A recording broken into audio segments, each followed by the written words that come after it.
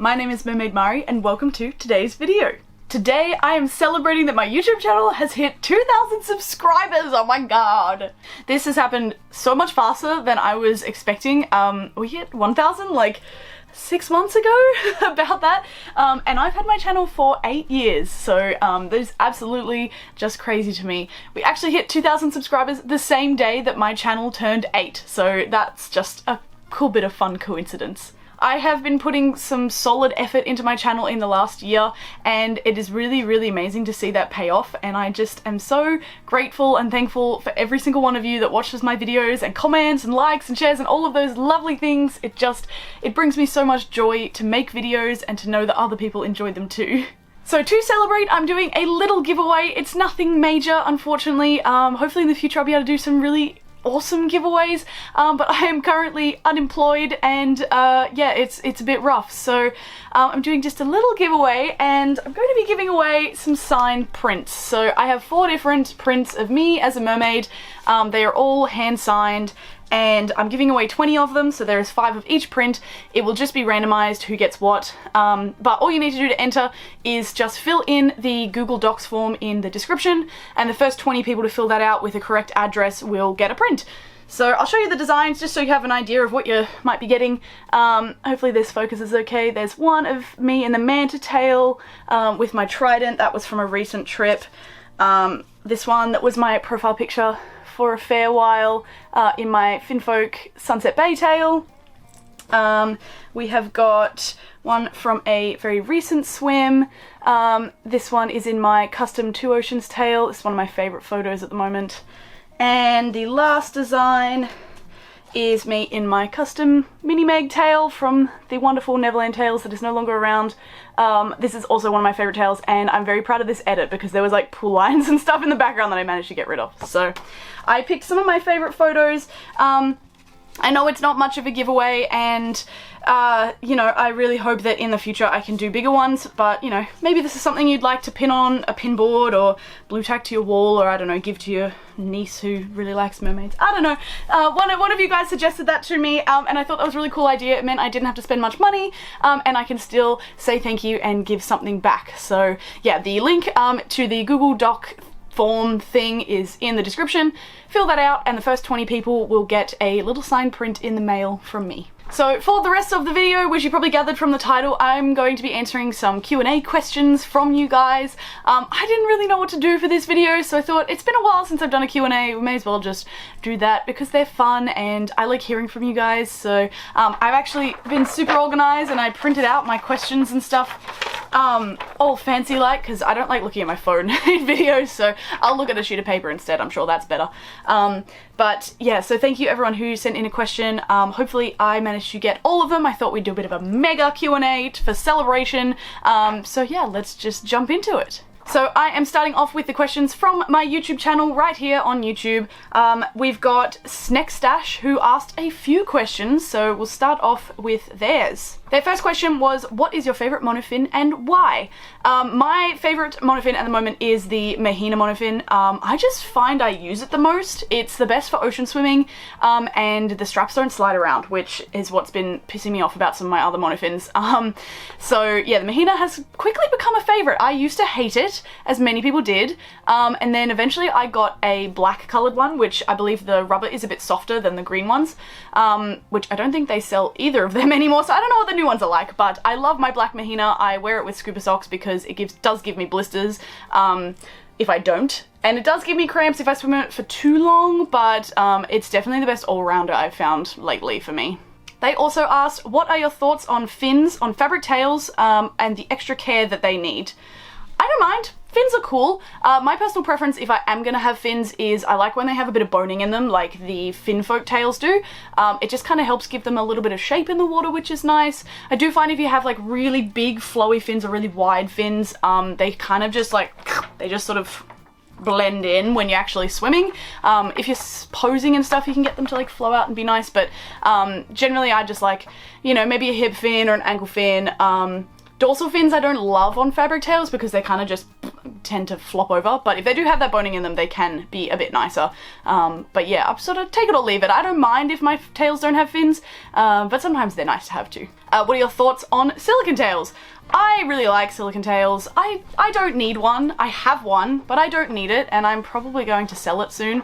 I do still think, even though we've had such an amazing, like, experience jump in the way that fabric tails are made and like how beautiful and realistic they look, I do still think that silicone tails are like the epitome of like professional mermaid looks. I love seeing them in aquariums and birthday parties, and I just think they are amazing. I do love them, but they do take a lot of care, and I'm not personally like a professional mermaid in the way that I perform for others at parties or anything like that. I just make videos, so I don't really need a silicone tail for myself. But yeah, they are great and they're beautiful, and there is so much work that goes into them, and I just commend anybody who has the patience to make a silicone tail. Thoughts on extended tails? I love extended tails. They are very impractical for most reasons. They're very like heavy and hard to lug around. You've got to get like the monofins right and everything, but if I was ever gonna like have another really fancy, extremely cool tail, I think I'd want an extended tail.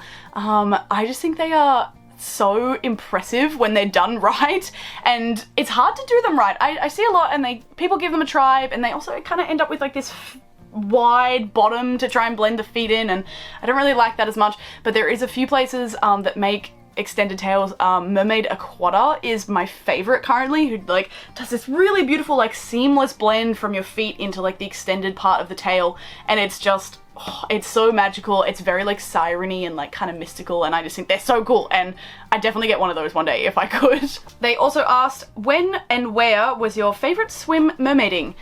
I would probably have to say it was last summer at Bruny Island in Tasmania. It was just beautiful. We were not expecting it. Me and my best friend Mermaid September, we just were like, oh, let's go for a day on Bruny Island. You have to take the ferry over, and it was like 34 degrees, and we're like, oh, it might be really nice for a swim. And we got there, and like the water was so crystal clear and so beautiful. It like didn't hurt my eyes at all. I could see really well, and there was like coral and rocks and like all sorts of beautiful things, and that was just, we didn't want to get out, but like we started going wrinkly and like shivery, and Tassie water never gets particularly warm, so we did have to get out eventually, and I was very sad. And I haven't been back this summer yet, so we've still got maybe a month of warm-ish weather, so I'm hoping maybe we'll sneak one in and hopefully get similar conditions, because that was just, that was so, so beautiful. Snake Stash also asked, how do you approach developing your personas, if you do at all? I don't really. I don't really have a persona except for like a name that I go by.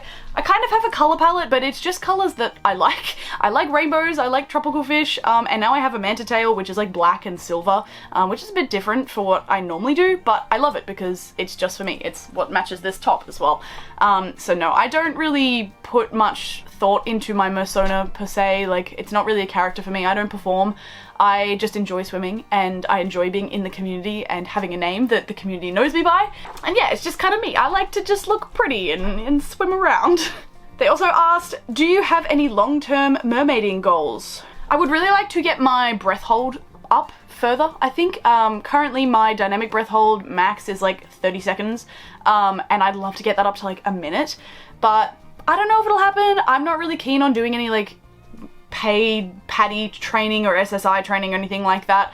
I just kind of practice on my own sometimes, so I'm not particularly like driven towards a goal, but I think that would be cool. I'd love to make some videos of just like single breath holds and things like that, but a 30-second video is not that fun to watch, so yeah, that would probably be one of my goals. But most of the time I'm just kind of enjoying being in the water. I love making videos, like I love filming and like being on camera and all that, and it's really fun, so just like continuing to hone in that, I guess. I have been trying to work on my like underwater expressions and like remembering to smile and like look at the camera and stuff like that. So there's like little goals in there, but ultimately I'm like pretty happy with just like swimming around doing my thing.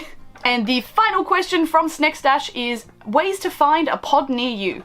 Which is not really a question, but what are the ways to find a pod near you? I am planning on doing a Mermaiding 101 series that will go into this a bit more depth. It'll be like how to find mermaids and tails and like safe companies to buy from and all of that fun like beginner mermaid stuff. But as a very basic answer, the best way I've found to find local mermaids is Facebook. I know a lot of people don't use Facebook anymore, but for groups and things, I still think it's the best social media, even though Meta sucks. There's two groups that I love the most currently, and I've been using these groups for years. The international one is called Mermaid Mania. There is like a few thousand people in that group, I think. It's a mermaid community group, and that's international, so you can like make a post and say, hey, I'm from this country or this state, are there any mermaids around me? And they might be able to direct you to smaller groups specifically for mermaids in your area. Like for our state, we have Tasmania, which is a group that me and Mermaid September founded, but it's very small, so it doesn't necessarily come up when you're searching for it, but you could post in one of these groups and maybe me or someone else in my pod would see it and we go, yeah, cool, you're part of Tassie, like you can join our group if you want, and then you can organize meets and come meet us and hang out and swim and stuff. The other group that I love is an Australian mermaid group called Australian Merfolk. It's basically the same, it's just a mermaid community group, but it's Australian specific, so it's good for Aussie information, Aussie pods, that sort of thing. But it's a good place just to chat with people. You can share like tales and designs you like and all that, and meet new people, and they're just really nice places to just kind of hang out. I will put links to both of those Facebook groups in the description so that you can check them out if you like, and hopefully find some mermaids near you if you're looking. The next question is from Becca4465. They asked, what is your dream tail? I don't have a specific tail anymore. I've had a few custom tails recently and I love them because they're designs that I've made and I love them so much, and that's kind of my dream, I guess.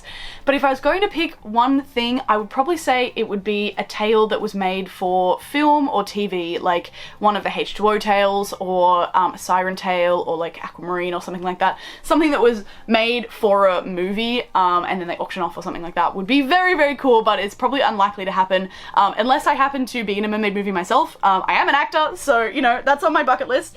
Never know what might happen, but yeah, I'd love like a really like highly detailed, made by an SFX company, that kind of like just really, really cool film mermaid tail. Camille Parker 1042 asked, where did you buy your sequins for your homemade tail and how many? So you might have seen some progress on my tail that I'm making. I will hopefully be working on it again soon. Everything has just been a bit crazy lately, but I'm slowly getting back into the swing of things. But yes, I'm making a sequin tail with a silicone fluke that Coastal Mermaids made for me, and I am using my sewing machine to stitch every single scale on, so it hopefully will be very cool when it's done. But I bought my sequins from Mermathist, who is the same person who made my orange silicone tail. I don't know where they came from originally. He was selling them secondhand. He had a bunch that he'd bought and just never used. So when I bought my silicone tail, I also bought 2 big bags of scales from him. So they're probably a European maker, but I'm not 100% sure. They are a little bigger than some I've seen like regularly for sale online, so I'm really not sure where they came from, I'm sorry. And as for how many, I also have no idea. I think he said there was like an estimated like 10,000 scales in each bag, and I bought 2 bags. Theoretically, I think there's enough in a bag for a whole tail, and I'm using 2 colors in mine, so I'm probably gonna have a heap left over. I don't know what I'll do with that. I want to make a top and stuff as well, so I'll use a few there. But each bag weighs like 5 or 6 kilos. It is heavy, so there is a lot of scales, and I'm hoping there will be more than enough for the project that I'm working on. Faceless Mermaid asked, what was your first monofin or tail, and what were your feelings on it? My first tail ever was the Arctic Blue Fin Fun tail. They have changed the design since I had it, but I got this tail in 2015 for Christmas, which means this year I'm coming up to my 10-year mermaid anniversary. I was obsessed with this tail. I loved it. I slept in it. I like cuddled it all the time. It was like a dream come true when I got that tail. It was like the first thing in a long time that really brought me joy. I sort of had a bit of a troubled teenage years, and finding something that I could, you know, relax into and enjoy and go swimming and feel like a mythical creature, it was amazing. And I love that tail literally to death. I eventually gave it to Mermaid September because I was going to throw it out and they didn't want to throw it out, and then I think we did throw it out recently because I'm like, I don't need to keep this. It ended up stretching, like I could pull it up to my neck with my arms in it. It stretched so badly and it had rips all over it. Yeah, I completely butchered that tail, but I loved it so much. It was really beautiful, and it really just got me into all of this, which is amazing. A few questions from Dr. Myron Gaines. We've got, are you actively thinking about looking like a mermaid / trying to swim like one while you're in the water? I would say yes and no. My actual swimming comes very naturally to me now. Like I said, I've been doing this for like 10 years. So when I put on a tail, it's automatic. I feel like I am home. Like it just I just go. I don't have to think about my technique anymore. I'm very happy with the way that I swim most of the time. Sometimes I try to improve on things, but generally I'm just like, yep, let's go. But I am currently still trying to work on like my facial expressions and things and sort of feeling like I look like I'm at home in the water. So I'm sometimes thinking about that, but sometimes I just can't be bothered thinking and I just, whatever comes out, comes out. Especially if I'm wearing a mask, I don't really worry about it that much because it's very hard to like smile if you're wearing a snorkel mask that goes over your nose. So if I'm wearing a mask, I'm just swimming and enjoying and looking at the scenery and all of that fun stuff. They also asked, you can now remake a non-mermaid film to be a mermaid version. Which film do you choose? I struggle with this question, and then I thought, I really like Marvel, and I think Marvel Avengers mermaid version would be really cool. So yeah, I don't know. Someone should draw that if they haven't already. They also asked which historical figure would make the best mermaid. The first one that popped into my head was Marie Antoinette, and I couldn't tell you why, but I think it's something about the hair and the big dresses that she wore I feel like would just translate really well into mermaid life. They also asked, you are designing a mermaid game. What's one gameplay feature that you would add?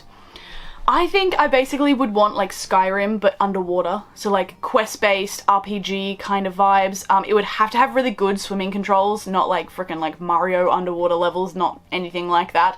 Kind of Dave the Diver vibes would be cool too.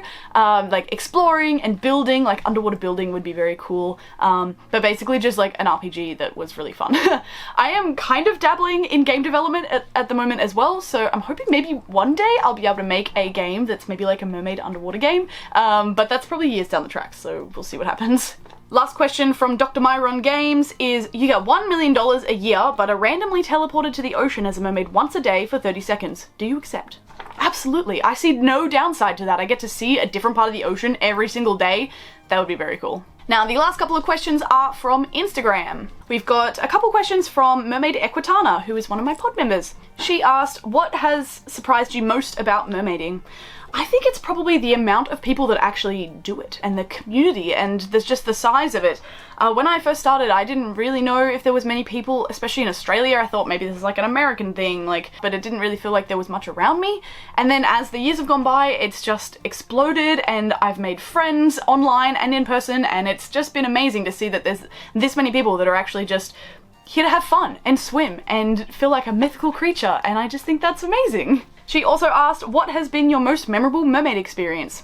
I am tied for two. The first one would be Mercon in 2017 because that was the first time I met mermaids outside of my state and my area, and it was such a beautiful time to meet all of these wonderful people, and a lot of them were way more experienced than me too, and it was just really nice to see all these kind of like mentors around, and we had dinner together and we danced and we watched movies and we went swimming and we swam off the edge of the Bustleton Jetty, which is 12 meters deep, I think it was, and it was so clear you could see all the way down to the bottom, and that was probably just a really defining moment for me. I haven't seen a lot of those people since, which is kind of sad, but that event will always just be in my memory as just one of the most magical things ever. But it is tied with my recent Binalong Bay trip with my local pod because that was just so much fun. There was like half a dozen of us and we shared a B&B and we went swimming and we got stuck in a storm, and it was just a really, really cool time. I did make a vlog of that, so you know, go check that out if you want to see more on that trip. But that just was really nice because I really felt like I was just surrounded by friends and we all just enjoyed the same things, and it was really beautiful, and I hope that I get to do more of those in the future. Equitana also asked, what is your favourite and least favourite part of mermaiding? My favourite part is probably just being in the water. I love floating and just feeling like the cool water on my face and just being there and diving and looking at fish and stuff like that. It makes me so happy.